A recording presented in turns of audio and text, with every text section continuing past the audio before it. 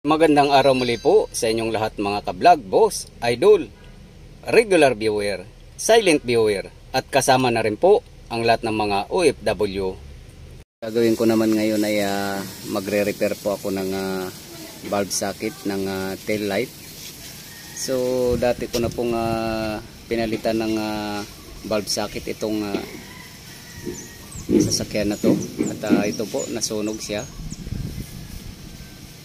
At ang gagawin ko po itong pinaka-original niya ay lilinisin ko po ng contact cleaner yung loob, at ibabalik ko na lang po since original po to, mas matibay po to. So ito po kasi bali hindi po siya original, so mas mura lang yung presyo nito, kaya madali pong matunaw. Ayan po, tunaw na po siya, at ayaw na pong gumana kaagad dahil nga sira na yung valve socket plastic nya. So ito po medyo matibay siya, at i-sprayan ko po ng contact cleaner para matanggal po yung mga sa loob.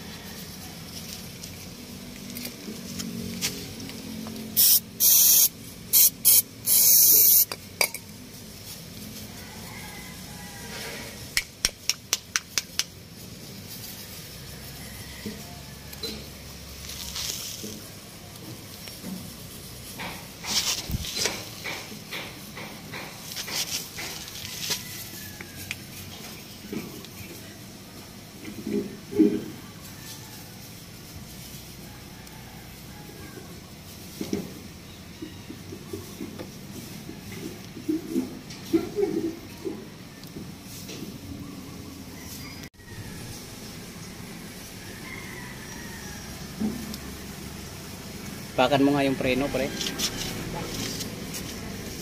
So ito na po, inilagay ko na, tinisting na.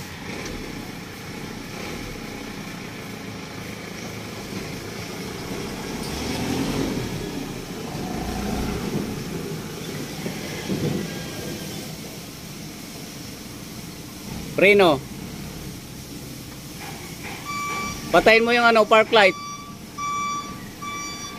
Oy, preno mo. Yan, bitaw. Okay na.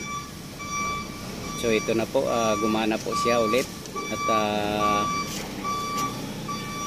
nilinis ko lang po ng contact cleaner,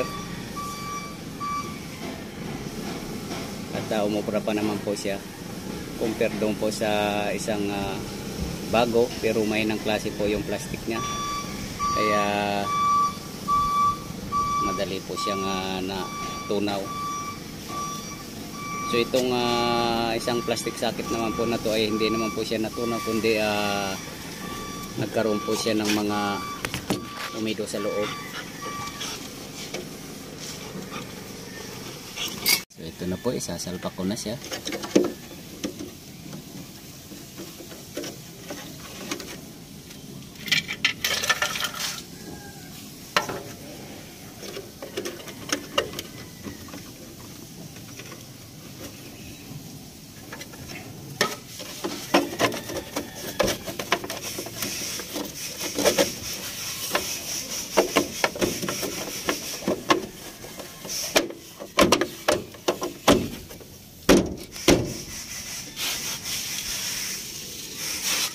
So final check. Final check na po natin. Actual.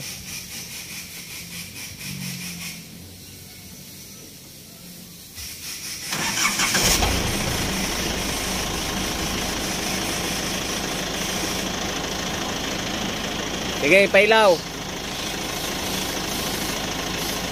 Apak, preno. Bark light. Yan. So okay na po siya. Okay na. Okay na. Patay. So okay na po siya. So pwede na naman po siyang gamitin. Kahit na luma po siya pero bumalik po siya sa operasyon, gumana po ulit. So hanggang dito na lang po muna ang video kong ito. Please like, subscribe na lang po and hit notification bell para sa susunod na mga video. God bless all po.